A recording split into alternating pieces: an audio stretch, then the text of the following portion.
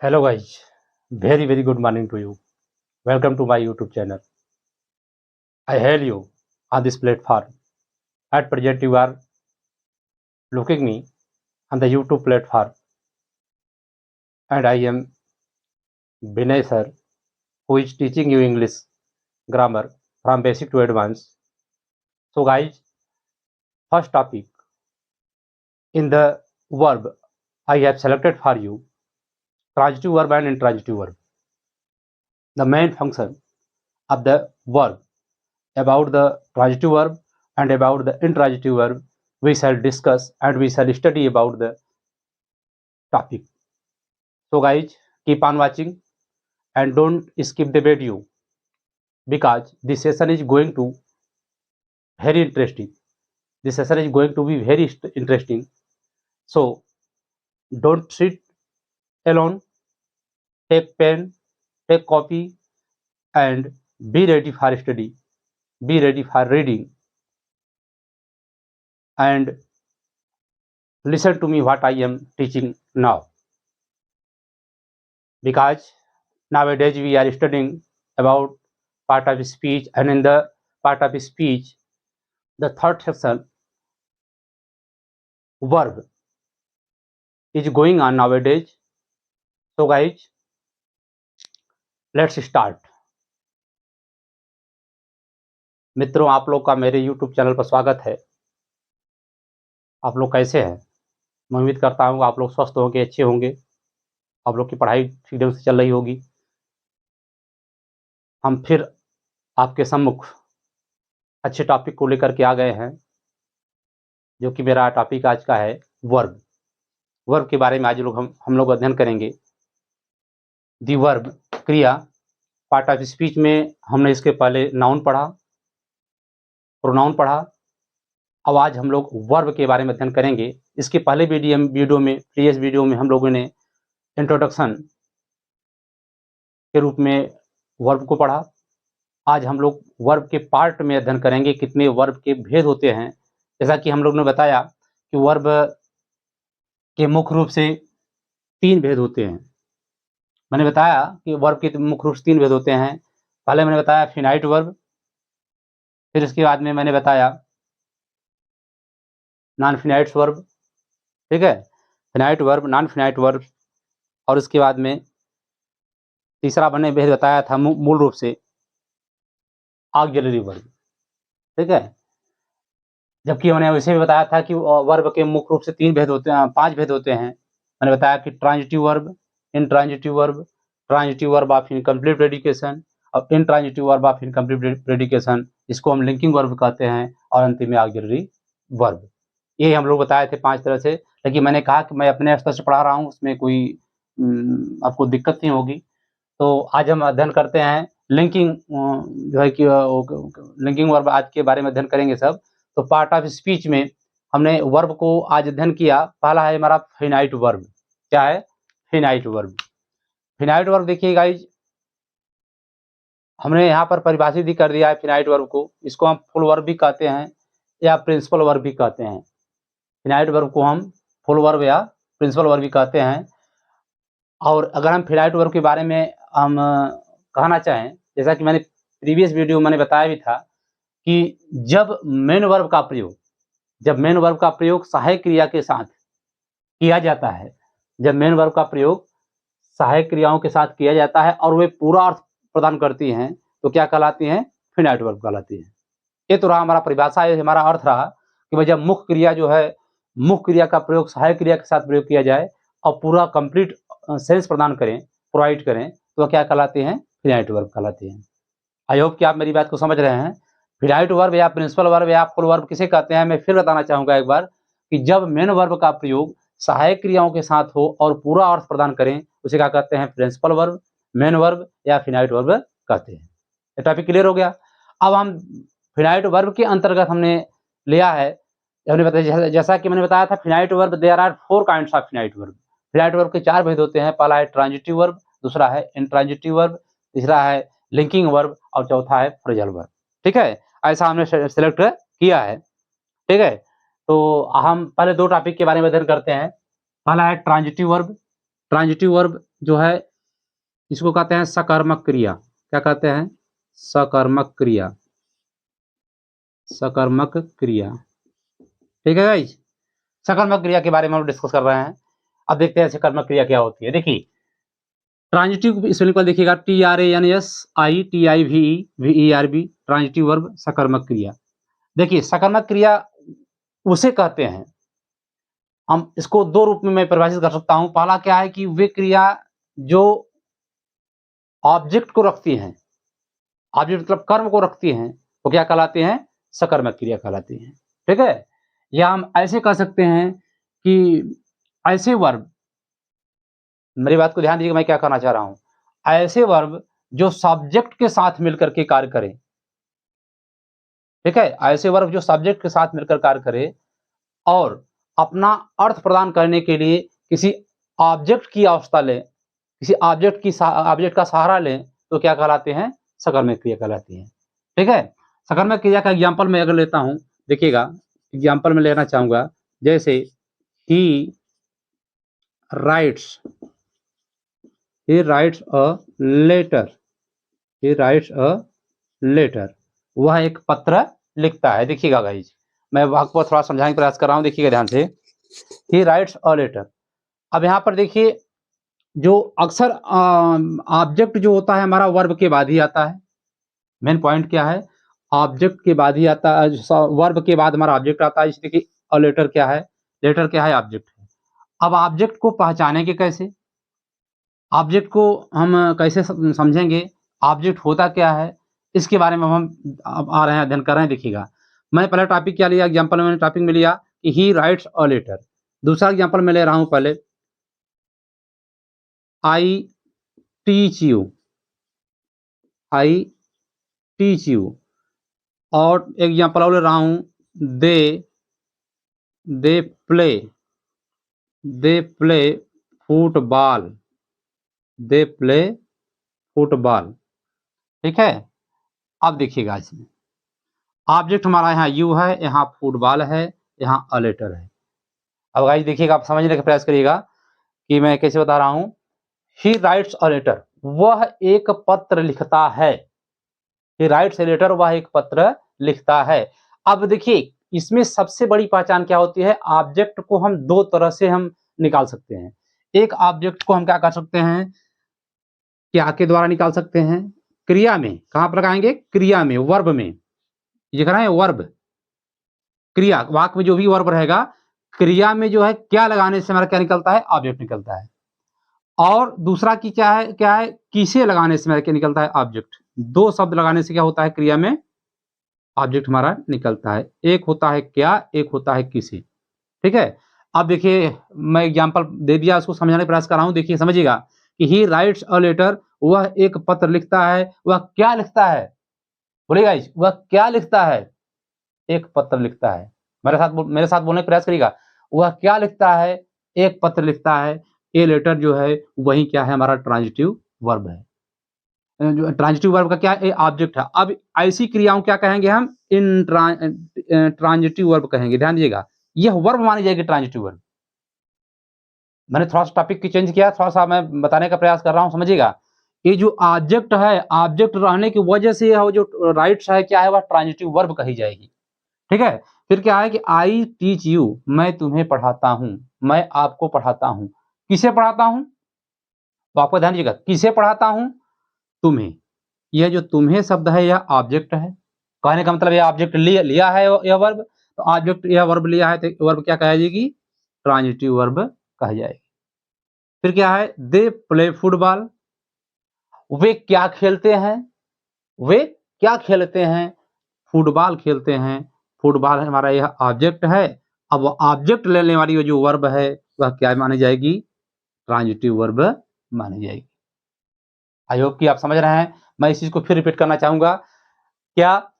Object रखने वाली, सीधी सी बात, सपाट सी बात मैं बताना चाहूंगा। मेन बस मैं अपनी निचोड़ पा रहा हूं कि वे क्रियाएं जो ऑब्जेक्ट रखती हूं, सकर्मक क्रियाएं कहलाती हैं। ऑब्जेक्ट दो तरह से निकलते हैं, क्या लगाने से, किसे लगाने से। क्या लगाने से जो निकलता है, इसी को हम क्या कहते हैं? इसी को हम कहते हैं डायरेक्ट ऑब्जेक्ट कहते हैं। क्या कहते हैं? Direct object. डायरेक्ट ऑब्जेक्ट, इसको राइट करिएगा, डायरेक्ट ऑब्जेक्ट। और जो किसे लगता है इसे हम इनडायरेक्ट ऑब्जेक्ट कहते हैं। क्या कहते हैं? इनडायरेक्ट ऑब्जेक्ट कहते हैं। INDIRECT। इसी को हम कहते हैं निर्जीव। क्या कहते हैं? निर्जीव, निर्जीव कर्म, निर्जीव कर्म कहते हैं। इसे क्या कहते हैं? सजीव कर्म कहते हैं। सजीव कर्म कहते हैं। आइए देखिएगा ध्यान से मेरी बात को, मैं क्या कहना चाह रहा हूं। जो क्या लगाने से आ रहा है वह क्या कहा जाता है? वह डायरेक्ट ऑब्जेक्ट कहलाता है। और जो किसे लगाने से निकलता है ऑब्जेक्ट, उसे कहते हैं सजीव। या इसी को हम क्या कर सकते हैं? हम वस्तुवाचक शब्द कह सकते हैं। क्या कह सकते हैं? वस्तुवाचक कह सकते हैं। और इसे क्या कह सकते हैं? व्यक्तिवाचक कह सकते हैं। वस्तुवाचक वाचक या व्यक्तिवाचक कह सकते हैं। अब मैंने इस चीज को समझ किया। कभी कभी देखिए ऑब्जेक्ट दो तरह से आ सकते हैं। कभी कभी ऑब्जेक्ट दो तरह से आते हैं। जैसे कहा जाए कि she is she is she is giving she is giving me a book. She is giving me a book. या इसी के अनुवाद को हम ऐसे भी कह सकते हैं कि is giving she is giving a book to me. दोनों वाक्य हमारा सही है। देखिएगा कैसे मैं बता रहा हूं, समझिएगा, बहुत बढ़िया एग्जांपल है। She is giving me a book. अब यह जो है वह मुझे एक पुस्तक दे रही है। प्रेजेंट कंटीन्यूअस टेंस है। She is giving me a book. यह जो गिविंग वर्ड है हमारा, यह क्या है? यही हमारा क्या है? ट्रांजिटिव वर्ब मानी जाएगी। ठीक है, क्या मानी जाएगी? ट्रांजिटिव वर्ब मानी जाएगी। She is giving me a book. अब देखिए मी भी ऑब्जेक्ट आया है और अ बुक भी ऑब्जेक्ट आया है। मैंने कहा कि कभी कभी सकर्मक क्रियाएं में क्या दो ऑब्जेक्ट आ जाते हैं। इसमें अब मी क्या है? इनडायरेक्ट ऑब्जेक्ट है। और ए बुक क्या है? डायरेक्ट ऑब्जेक्ट है। अब दोनों का अर्थ लगाने, दोनों का प्रश्न करने पर क्रिया में आ रहा है। इसे देखिए, she is giving me a book, वह मुझे एक पुस्तक दे रही है। वह किसे दे रही है पुस्तक? वह पुस्तक किसे दे रही है? वह मुझे पुस्तक दे रही है। तो मुझे क्या है? इनडायरेक्ट ऑब्जेक्ट है। इनडायरेक्ट ऑब्जेक्ट है। और क्या दे रही है? पुस्तक दे रही है। यह क्या है? डायरेक्ट ऑब्जेक्ट है। अच्छा, अब यह मैं दोनों लिखा क्यों? इसलिए मैं क्यों लिखा? इसलिए समझने के लिए, समझिएगा, देखिएगा। She is giving a book to me. अब देखिए इसमें थोड़ा सा अंतर ये देखना होता है कि जब हम डायरेक्ट ऑब्जेक्ट को पहले लिख देते हैं, जब डायरेक्ट ऑब्जेक्ट को पहले लिख देते हैं तो इनडायरेक्ट ऑब्जेक्ट को लिखने के लिए, इनडायरेक्ट ऑब्जेक्ट को लिखने के लिए उसके पहले टू लगाते हैं या फॉर लगाते हैं। क्या लगाते हैं? टू लगाते हैं या फॉर लगाते हैं। टू लगाते हैं या फॉर लगाते हैं। ये चीज याद रखिएगा। कब? जब इनडायरेक्ट ऑब्जेक्ट बाद में आए तब। और जब डायरेक्ट ऑब्जेक्ट, इनडायरेक्ट ऑब्जेक्ट पहले आ जाता है तब उसके लिए कुछ हम प्रयोग करते नहीं है। अब मैं फिर एक बार रिपीट करना चाहूंगा गाइस, समझिएगा। ट्रांजिटिव वर्ब उसे कहते हैं, सकर्मक क्रिया उसे कहते हैं जो कर्म रखती हूं, या कर्म रखने वाली क्रियाओं को सकर्मक क्रिया कहते हैं। यह दो तरह से पहचानी जाती हैं, क्या लगाने से और किसे लगाने से पहचानी जाती हैं। क्या लगाने से हमारा डायरेक्ट ऑब्जेक्ट बनता है और किसे लगाने से हमारा इनडायरेक्ट बनता है। जब क्या?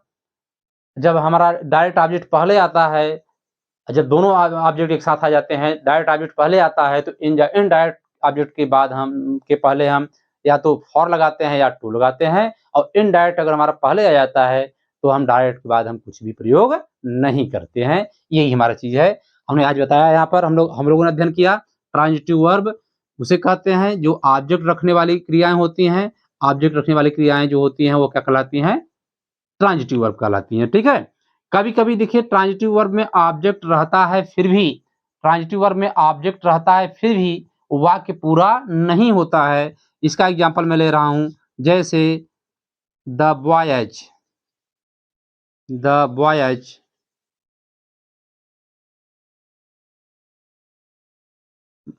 Made,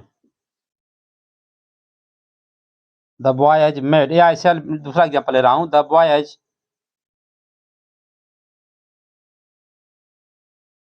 choose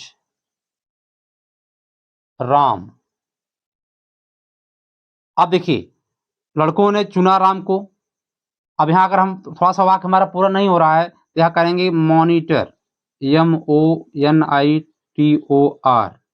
MONITOR, the boys choose Ram monitor, ठीक है। या the boys elected Ram, elected भी कह सकते हैं या चूज कर सकते हैं या मेड कह सकते हैं, मेड भी मैं यहाँ पर कह सकता हूँ, Ram boys, the boys made Ram monitor, ठीक है। यहाँ पर हम मेड भी कर सकते हैं।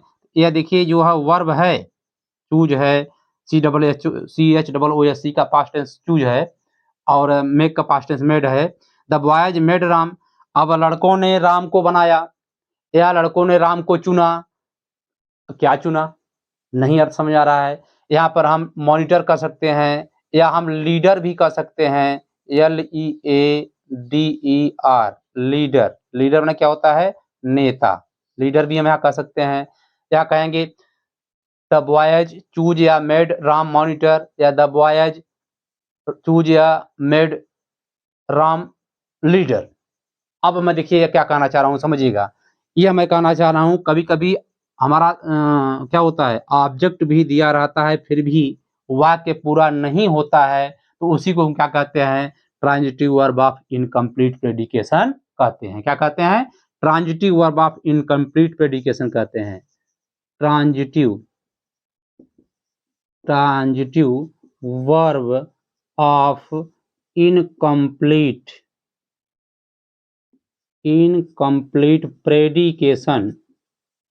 प्रेडिकेशन कहते हैं।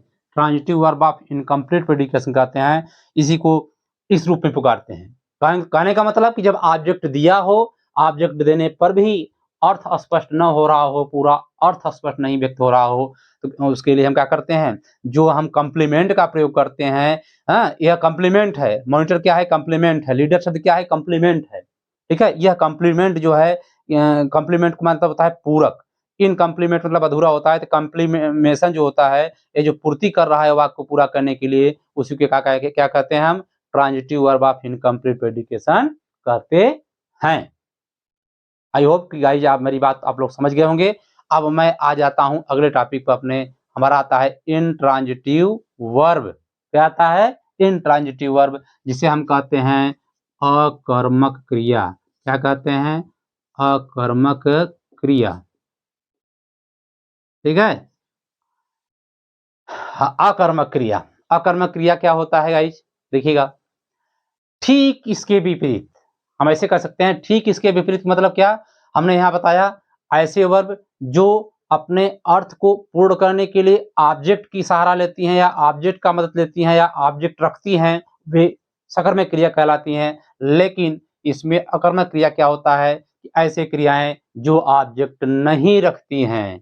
बहुत आसान शब्दों में देखिएगा, इंट्रांजिटिव वर्ब अकर्मक क्रिया मतलब जो ऑब्जेक्ट नहीं रखती हैं, क्या कहलाती हैं, इंट्रांजिटिव वर्ब कहलाती हैं। इंट्रांजिटिव वर्ब परिभाषा क्या है, आप लोग लिख लीजिएगा, मैं बोल रहा हूं लिख लीजिएगा। वे क्रियाएं जो ऑब्जेक्ट नहीं रखती हैं अकर्मक क्रिया कहलाती हैं, या वे क्रियाएं जो सब्जेक्ट के साथ मिलकर के वाक्य का निर्माण करती हैं और उन्हें किसी भी ऑब्जेक्ट की आवश्यकता नहीं पड़ती है, उसे क्या कहते हैं, अकर्मक क्रिया कहते हैं। नोट डाउन करिएगा, वे क्रियाएं जो ऑब्जेक्ट नहीं रखती हैं, वे क्रियाएं जो ऑब्जेक्ट नहीं रखती हैं अकर्मक क्रियाएं कहलाती हैं। लिख लीजिए, वे क्रियाएं जो ऑब्जेक्ट नहीं रखती हैं उसे अकर्मक क्रिया कहलाती हैं। और इसका मैंने क्या लिखाया था, वे क्रियाएं जो ऑब्जेक्ट रखती हैं उसे सकर्मक क्रियाएं कहते हैं, ठीक है। अब मैं आता हूं एग्जांपल, अपने इंट्रांजिटिव वर्ब के एग्जांपल में आ जाता हूं। एग्जांपल में जैसे राम, राम इज गोइंग, भाई देखिएगा, राम इज गोइंग। दूसरा है she is going to school, she is going to school. फिर तीसरा एग्जांपल में दे रहा हूं, they have eaten, they have eaten, eaten, they have eaten। चौथा है I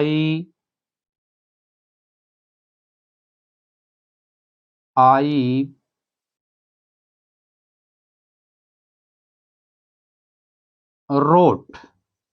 ठीक है, एग्जाम्पल और ले रहा हूं, जैसे he was प्लेइंग। विभिन्न विभिन्न टेंस में मैं ले रहा हूं ताकि आपको समझ में आ जाए। अब एग्जाम्पल मैंने दे दिया, अब आप लोग समझने का प्रयास करिएगा मैं कैसे बता रहा हूं, देखिएगा इस पे। अच्छा, राम इज गोइंग, देखिएगा राम जा रहा है। अब जाने वाला क्रिया काम हो रहा है इसमें, लेकिन अब इसमें क्या लगाने से नहीं निकल रहा है कुछ। राम क्या जा रहा है, राम किसे जा रहा है, ऐसा कुछ बात बन नहीं रहा है। तो क्या है हमारा यह, इसमें देखिए सीधा क्या है, राम है, सब्जेक्ट है, इज गोइंग केवल वर्ब लग गया, बात खत्म हो गई, इसमें बन गया। फिर है she is going to school, वह स्कूल जा रही है। अगर हम इसमें लगाते हैं किसे या क्या, तो कुछ अर्थ नहीं निकल रहा है। बस देखिए, क्योंकि स्कूल हमारा ऑब्जेक्ट नहीं होता है, ये बात दिमाग में रखिएगा कि स्कूल हमारा ऑब्जेक्ट नहीं होता है। ये मत समझिएगा कि टू लगा दिया गया तो ऑब्जेक्ट, या क्या है, प्लेस एडवर्ब है, प्रीपोजिशन का प्रयोग कर किया जा रहा है, स्थान के बारे में बता रहा है, कहाँ जा रहा है, स्कूल में जा रहा है। ठीक है, ये चीज हो गया। फिर तीसरा देखिएगा, दे हैव ईटेन, वे खा चुके हैं। अब क्या खा चुके हैं, बताना क्या खा चुके हैं, क्योंकि खाने वाला काम हुआ है, ये क्या है, इंट्रांजिटिव वर्ब है। फिर देखिए आई रोट, मैंने लिखा, क्या लिखा ये भी मालूम नहीं, क्या किसे लगाने से कुछ अर्थ नहीं निकल रहा है, लेकिन वाक्य पूर्ण कर रहा है, क्या माना जाएगा, इनकम्प्लीट, जो है कि इंट्रांजिटिव वर्ब माना जाएगा। ही वाज प्लेइंग, वह खेल रहा था। अब क्या खेल रहा था, अगर हो जाता ही वाज प्लेइंग फुटबॉल या ही वाज प्लेइंग टेनिस, तो क्या हो जाता वहां पर, ऐसी वर्ब में क्या करते, जो प्लेइंग वर्ब होता या क्या माना जाता, ट्रांजिटिव वर्ब माना जाता। लेकिन अब यहाँ पर देखिए जो गोइंग शब्द है, वर्ब क्या है, यह इंट्रांजिटिव है। यहाँ गोइंग इंट्रांजिटिव है, ईटन क्या है, इंट्रांजिटिव है, या प्लेइंग क्या है, इंट्रांजिटिव है, क्योंकि इसको किसी ऑब्जेक्ट की अवस्था नहीं है। गाइज हमारी बात को ध्यान दीजिएगा, ठीक है।